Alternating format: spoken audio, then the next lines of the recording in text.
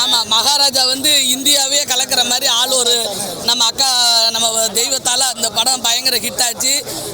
இந்தியாவோட பெருமையே சைனாவிலேருந்து ஜப்பானில் வரைக்கும் அவார்டு கொடுத்தாங்க. நம்ம அதை பார்த்தோம். அண்ணனோட இது 51வது படம். ஆறுமுக குமாரா இங்கேருந்து போனால் எவ்வளோ கஷ்டப்பட்டு குப்பை பொறுக்குவோன்றதை அவர் இது யோகி பாபு காட்டுறாரு. அந்த குப்பை பொறுக்கிற வீட்டில் இவர் தங்கிக்கிட்டு அவர் ஹோட்டல் துடைக்க போகிறாரு.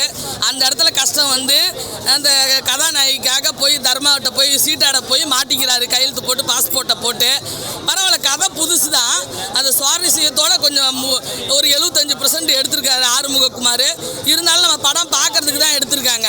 அதை வந்து சிறப்பாக அண்ணனோட மனித நேயத்துக்கு மக்கள் செல்வன், ஓகேவா, யார் எப்போ எங்கே போனாலும் அவரோட இமோஷனல் இருக்குல்ல, சுகந்தியோட இமோஷனலும் அண்ணனோட இமோஷனலும் ஒன்றும் இல்லையா, அந்த அன்புக்காக சுகந்தி வந்தேன். பரவாயில்ல, ஒரு வட்டம் பார்க்கலாம். எந்த ஒரு லேக்கு அதெல்லாம் எதுவும் கிடையாது. ஒன் டைம் பார்க்கலாம், ஓகேவா. படம் வந்து சும்மா டைம் பாஸுக்கு ஏற்ற மாதிரி எடுக்கிறாங்க. நான் நினைக்கிறேன் அவங்க டீமில் யாருக்கும் மலேசியாவில் சுற்றி பார்க்கணும்னு ஆசை போல். அதனால் 3 மாதம் எடுத்துன்னு போயிட்டு ப்ரொடியூசரை வந்து காலி பண்ணிட்டாங்க. இதுதான் ஓப்பன் ஸ்டேட்மெண்ட். படம் நல்லாவே. நான் ஆக்சுவலாக 2 ஹவர் படம் பார்த்தா இது 5 ஹவர் போகுது. 5 ஹவர் 5 ஹவர்ஸ் போது அது போயினே இருக்கு. நான் அழுதுட்டேன்.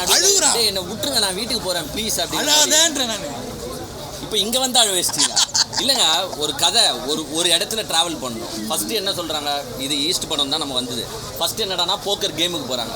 ஏன்னா ஏசுன்னு வச்சுருக்காங்க. சரி, போக்கர் கேமு, கசினோ அது இது சூதாட்டம் அப்படி இப்படி வரும்ன்ட்டு உக்காடுறோம். ஏசு கேமை ஸ்கிப் பண்ணிட்டாங்க. இந்த கேம் நல்லா இல்லை, மக்களுக்கு கை தட்டல, நம்ம நெக்ஸ்ட்டு போகண்டான்ட்டு எங்கே போகிறாங்க, பேங்க் ராபரிக்கு போகிறாங்க. சரி, ஓகே, ஒரு மினி மணி ஈஸ்ட் மாதிரி இருக்க போது போல் ப்ரொஃபஸர் மாதிரி நம்ம விஜய் சேதுபதி பண்ண போகிறாரு, ஏதோ ஒன்று வித்தியாசமாக பண்ண போகிறாரு அப்படின்னு நினைக்கிறோம். இவர் 1 மேன் ஆர்மியாக போய் ராபரி பண்ணுறாரு. ராபரி எப்படி தெரியுமா பண்ணுறாரு, எது மலேசியாவில் ஒரு பேங்கை ராபரி பண்ணுறாரு தனியாலா.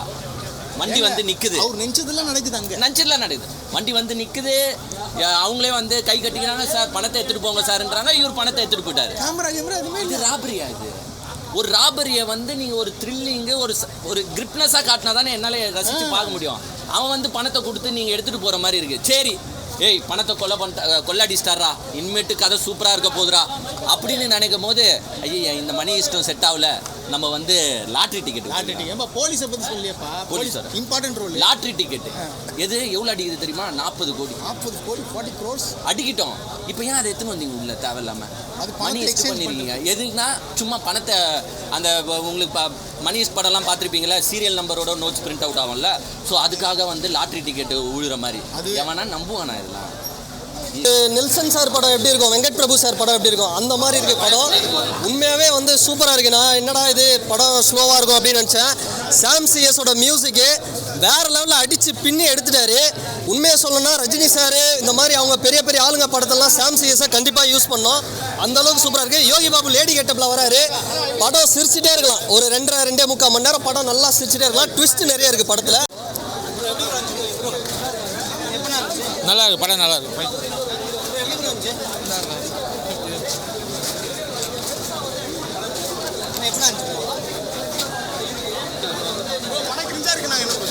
அப்படிலாம் ஒன்றும் இல்லை ப்ரோ, நல்லா தான் இருக்குது.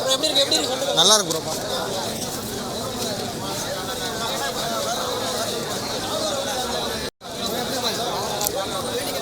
நல்லா இருந்தது படம். காமெடியெலாம் இருக்குதா? இல்லை, நான் போகிறேன், டைம் ஆகுது. படம் பார்க்கலண்ணா, நல்லா இருக்குது. விஜய் சேதுபதி அண்ணனுக்கு அடுத்த ஒரு ஹிட்டுன்னு சொல்லணும். ஹீரோவாக மறுபடியும் ஜெயிச்சிருக்கிறாருன்னு சொல்லணும் அந்த படத்தில். Comedy full and full Yogi Babu பண்ணியிருக்காரு. அது வரவேற்கத்தக்க வேண்டிய விஷயம். 2 பேருக்கும் காம்பினேஷன் ரொம்ப நல்லா இருக்குது. யோகி பாபு சேதானனும் சேர்ந்தாங்கன்னா படம் ஹிட்டுன்றதில் இந்த படமும் ஒரு உதாரணமாக இருக்குது. ஸ்கூல் லீவுக்கு பசங்களை கூப்பிட்டு வந்து ஜாலியாக அந்த படத்தை சூப்பராக என்ஜாய் பண்ணலாம்.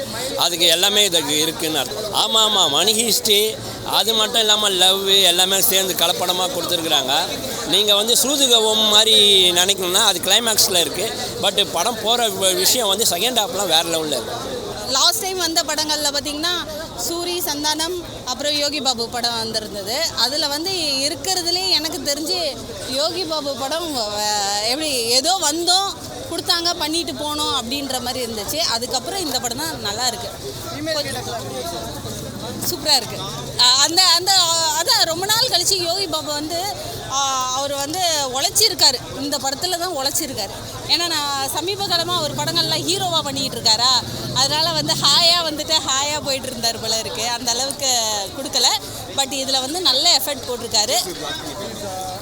அவர் ஆக்டிங் சொல்லணுமாங்க, அவர் வந்து எந்தெந்த கதைக்கு எப்படிலாம் வேணுமோ அந்த எஃபெக்ட்லாம் போடுவார். சூப்பராக பண்ணியிருக்காரு. ஃபைட் சூப்பராக இருக்குது. சாங்ஸ் வந்து மியூசிக் நல்லா இருக்குது, அந்தளவு சாங் ரிஜிஸ்டர் ஆகல. பட் மியூசிக்காக பார்த்தீங்கன்னா நல்லாயிருக்கு. ஃபைட்டும் ரொம்ப சூப்பராக பண்ணியிருக்காங்க. கண்டிப்பாக போர் அடிக்காமல் போகுது, எல்லாரும் பார்க்கலாம் கண்டிப்பாக ஃபேமிலியாக. வந்து ஹீரோயின் பின்னாடியே சுற்றுறாங்க, இந்த ஹீரோயின் புதுசாக வந்திருக்காங்க, என்ன நினைக்கிறீங்க ஹீரோயின்? அது நீங்கள் உங்களுக்கு அந்த ஹீரோயினை பிடிச்சிருக்குன்னு நினைக்கிறேன். ஏன்னா படத்தில் ஹீரோயின் வந்து வாமானா வராங்க, போமானா போகிறாங்க, அவ்வளோதான் பண்ணிகிட்டு இருக்காங்க. அழகாக இருக்கலாம்ப்பா, அதை ஹீரோயினுக்கான எஃபெக்ட் ஏதாச்சும் போடணும்ல. ஸோ ஹீரோயின் வந்து நல்லா அவங்களோட சைலண்ட் கேரக்டர் நல்லா பண்ணியிருக்காங்க, நல்லா அழகாக இருக்காங்க.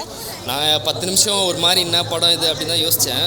அதுக்கப்புறம் இது மொக்க படத்தை தான் வந்துட்டோமோன்னு யோசித்தேன். ஆனால் நல்லாவே இருக்குது படம், மினிமம் கேரண்டி, தாராளமாக வந்து பார்க்கலாம். படமாகவே ஒரு எப்படி சொல்கிறது, ஃபேமிலியாக வந்து தாராளமாக பார்க்கலாம். அப்படியும் போர் அடிக்காமல் போகும், எந்த இடத்துலையும் லேக் ஆகாது. இந்த கொள்ளை அடிக்கிறது பேங்க்கெல்லாம் நிறைய படம் பார்த்துட்டேன். அக்கா ஜெய்சங்கர் படத்துலேருந்து சொல்லவே தேவையில்ல. இப்போ இருக்க 2 கிட்ஸ் எல்லாம் இப்போல்லாம் கொள்ளையெல்லாம் பற்றி இது வந்து திறமையான கொள்ளை, அது புத்திசாலி தானே எல்லாமே இருக்குது. ஏன்னா தனிநபர் திருட்டு சொல்லுவாங்க. நான் சொல்கிறது தனிநபர் திருட்டுன்னு ஒன்று இருக்குது, தனிநபருடைய புத்திசாலி தானே இருக்குது. இதுதான் அழகாக அந்த படத்துக்கு வெற்றியே. இன்னொன்று, இந்த சம்மர் சீசனில் எடுத்தோடனே மலேசியாவா, சிங்கப்பூரா, தாய்லாந்தா, ஜப்பானா, இப்போ இதெல்லாம் வந்து நான் அந்த காலத்தில் நிறைய எம்ஜிஆர் படத்தில் தான் பார்த்தேன். ஆனால் இந்த படத்தில் முழுக்க வெளிநாட்டு படப்பிடிப்பு தான். அது வெளிநாட்டில் எப்படி மீண்டி வெளியே வர்றது தான் இந்த படம் சூப்பராக இருக்குது. இதில் இன்னொரு விஷயம் கூர்ந்து கவனித்தா, ரொம்ப நாளைக்கு அப்புறம் இந்த பிருத்திவிராஜை நான் பார்க்குறேன், ஸ்க்ரீன் பிளேயில் பார்க்குறேன். அவர் கடைசியாக நான் ரொம்ப டார்ச்சர் கொடுத்த வில்லன் பார்த்தா அவள் வருவாள், சிம்ரன் ரொம்ப டார்ச்சர் பண்ணுவார். பார்த்துருக்கீங்களா அந்த படத்தை? இருக்கு அதெல்லாம் அதே தான் இங்கே டார்ச்சர். அந்த பாடி லாங்குவேஜ் ஒரு பொண்ணை டார்ச்சர் பண்ணுவார் பணியை வைக்கிறதுக்கு, அது கரெக்டாக அவருக்கு பொருந்துது. இனிமேல் அவர் அப்படியே யூஸ் பண்ணலாம் டைரக்டர்லாம். அதுதான் சொல்ல, அவர் சப்போர்ட் பண்ணல, அவரை யூஸ் பண்ணலாம். அந்த வில்லனால இப்போ தேவைப்படுது. யார் இருக்கான் வில்லன் சொல்லுங்கள்? வில்லன்லாம் வயசாகி போய் கிடக்குறான். தாத்தா கேரக்டர் நடிக்கலாமா, இன்னும் எம்எல்ஏவை நடிக்கலாமா, மந்திரியாக நடிக்கலாமா? வில்லன் தமிழ் சினிமாவுக்கு கண்டிப்பாக இப்போ தேவைப்படுது. இது என்னையா கதை எடுக்கிறீங்க? எனக்கு ஒன்றும் புரியல. மலேசியா போய் எடுக்கிறீங்க. நான் மலேசியாவில் 5-6 வருஷம் இருந்தவனால ஒரு அந்த பாஷா மலாய் பேசலனா கூட பரவாயில்ல. தமிழ்காரங்க ஆக்சென்ட் எப்படி இருக்கும் தெரியுமாங்க? கபாலி படம் பார்த்துருக்கீங்களா? ரியலாக எடுத்திருப்பாங்க. அங்கே அந்த ஆக்சென்ட்டே மிஸ் ஆகுது. ஒருத்தர் கூட அந்த லாங்குவேஜில் பேசல. எல்லாருமே வந்து இங்கே சென்னையிலேருந்து தூக்கிட்டு போய் அங்கே விட்டு சீனில் நடிக்க வச்ச மாதிரி இருக்குது. இது டிரெக்டருக்கு தெரியாதான்னு கேட்குறேன். ஏன் விஜய் சேதுபதி கேட்க மாட்டாரா? டிரெக்டர், நம்ம வந்து மலேசியாவில் படம் எடுக்கிறோம், யாருன்னா ஒருத்தர் கொஞ்சம் அங்கே வாசனை வரணும்ல அப்படின்னு. அதெல்லாம் நம்ம ஆடியன்ஸ்லாம் கை தட்டுவாங்க சார். நீங்கள் நந்துவாங்க, நான் கை தட்டுவேன். லெஃப்ட்லேயே சண்டை போடுங்க. இப்படி எடுத்தா எப்படிங்க படம்? அப்போ நல்லா இல்லைன்னு சொன்னால் எப்படி? நல்லா இல்லாத படத்தை நல்லா இல்லைன்னு தான் சொல்ல முடியும். நான் உண்மையாக சொல்கிறேன். பல பேருக்கு பொறாமல் இருக்கலாம், நாங்களாம் பொறாமப்படுறவங்க கிடையாது. நான் உண்மையாக ஒன்று ஓப்பன் அவுட் பண்ணுறேன் உங்கள் முன்னாடி. படத்தை ஸ்டார்டிங்லேருந்து எண்டிங் வரைக்கும் ஒருத்தர் ரேஞ்சு கைத்தட்டல.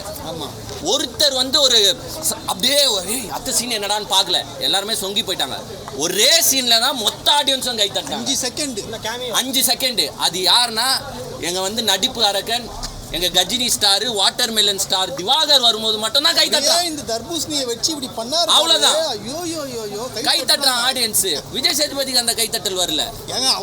ஏன் அதுக்கு கை தட்டானோ நான் சொல்லிடுறேன். ஏன்னா மற்ற எல்லா சீனும் படுமொக்கையா இருக்கு. படமே படுமொக்க. அட்லீஸ்ட் வாட்டர் மெலனை காட்டும் போது அவன் சிரிச்சுட்டு போறான். லாஸ்ட் ஒரு 5 செகண்ட் ரீல போட்டு படத்தை முடிச்சுட்டு எதுக்கு இப்படி எடுத்தா எப்படிங்க கதை?